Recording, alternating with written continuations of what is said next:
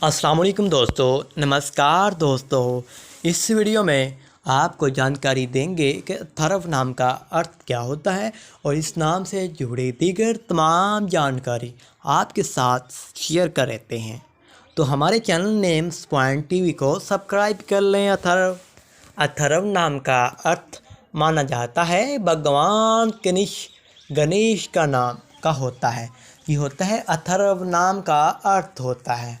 अथर्व हिंदू धर्म का नाम है और इस नाम के व्यक्ति का शुभ नंबर 8 होता है।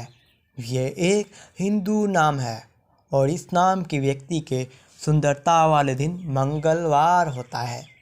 इस नाम के व्यक्ति की शुभ धातें तांबा और लोहा होती हैं। सुंदरता कलर रंगों में बात करें तो लाल रंग बनफी रंग काफ़ी ज़्यादा सुंदरता रखता है। तो सब्सक्राइब कर लें नेम्स पॉइंट टीवी को।